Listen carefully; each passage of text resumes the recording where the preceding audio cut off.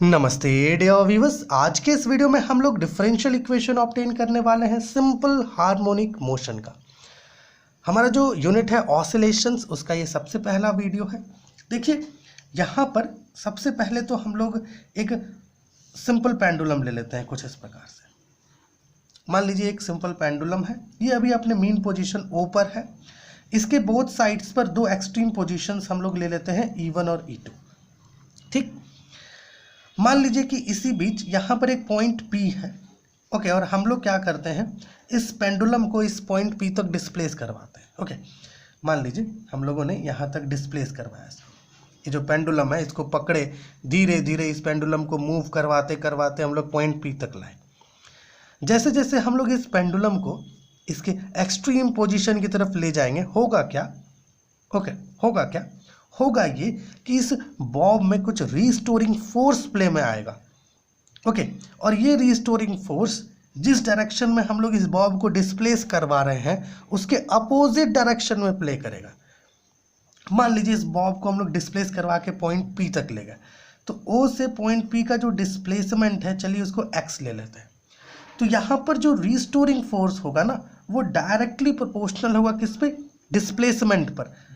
मोर accurately कहें तो negative of displacement पर डायरेक्टली प्रोपोर्शनल होगा। क्यों? क्योंकि यहाँ पर जो रीस्टोरिंग फोर्स है प्यारे व्यूअर्स, ये मीन पोजीशन की तरफ डायरेक्टेड होगा, और जो आपका डिस्प्लेसमेंट है वो हम लोग देख ही पा रहे हैं एक्सट्रीम पोजीशन की तरफ हो रहा है। तो दोनों क्या है? एक दूसरे के अपोजिट है।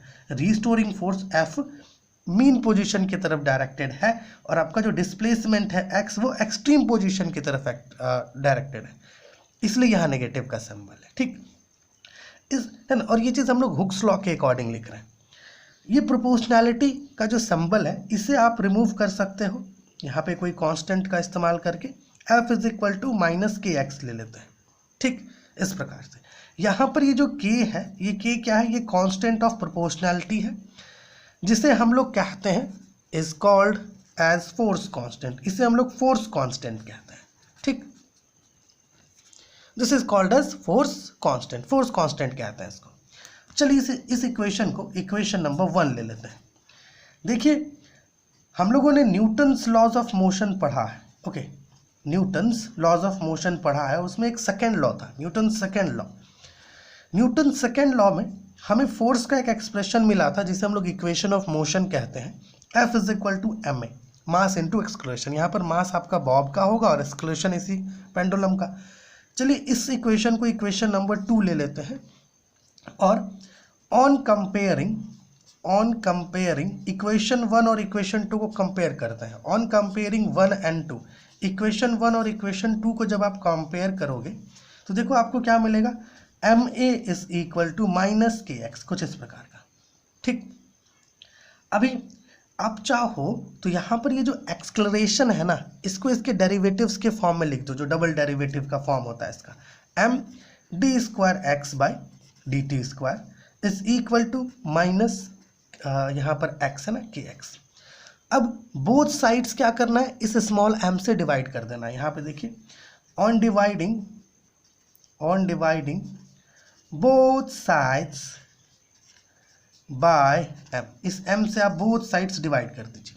क्या होगा? बोथ साइड्स डिवाइड करेंगे तो हमें मिलेगा D square X by D T square is equal to minus K by M X, कुछ इस प्रकार का। आप इसे इस तरीके से भी लिख सकते हो, D square X by D T square plus K by M X is equal to 0।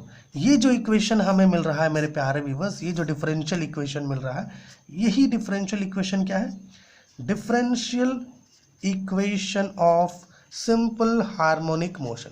कोई सिस्टम या पार्टिकल जो सिंपल हार्मोनिक मोशन एक्सिक्यूट कर रही है, उसका डिफरेंशियल इक्वेशन कुछ इस प्रकार से हम लोग डिराइव करते हैं। ठीक है, यहाँ पर हम लोग सिंपल पेंडुलम लिए हैं, आप चाहे तो कोई स्प्रिंग मास सिस्टम भी ले सकते हैं इस प्रकार का। ओके, इस प्रकार से मान लीजिए जो स्प्रिंग है वो एक एंड पर फिक्स्ड है आपका, और दूसरे एंड पर हम लोग एक मास ले सकते हैं, मास ऑफ m। इसी को हम लोग क्या करेंगे, कुछ दूर मान लीजिए इस पॉइंट से इस पॉइंट तक हम लोग डिस्प्लेस करवा दिए इसको, है ना, इस प्रकार से लेके कर सकते हैं। इस केस में भी वही होगा, यहाँ पर जो रीस्टोरिंग फोर्स जनरेट होगा इस ब्लॉक में, वो डिस्प्लेसमेंट पर डायरेक्टली प्रोपोर्शनल होगा। जितना डिस्प्लेस करवाओगे उतना रिस्टोरिंग फोर्स जो है यहाँ पर जनरेट होगा। ठीक है, हुक्स लॉ के अकॉर्डिंग। तो कुछ इस प्रकार से आप डिफरेंशियल इक्वेशन ऑब्टेन कर सकते हैं सिंपल हार्मोनिक मोशन का।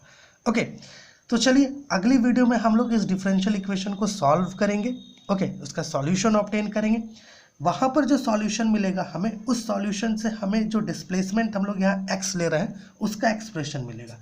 फिर इसी डिस्प्लेसमेंट की मदद से हम लोग वेलोसिटी भी पता करेंगे कि यहाँ पर कितना वेलोसिटी था भाई, है ना। ये पॉइंट P तक जब ये जा रहा था तो कितना वेलोसिटी था, वेलोसिटी मिलेगा तो इसका एक्सक्लरेशन भी पता कर लेंगे। एक्सक्लरेशन पता कर लेंगे तो फिर टाइम पीरियड भी मिल जाएगा। ओके, टाइम पीरियड मिल जाएगा तो फिर हम लोग एनर्जी भी पता कर लेंगे। ये सारी चीज़ें हम लोग करने वाले हैं आने वाली वीडियोस में। चलिए मिलते हैं आपसे अगली वीडियो में। होप ये वीडियो आपके लिए हेल्पफुल हुआ होगा।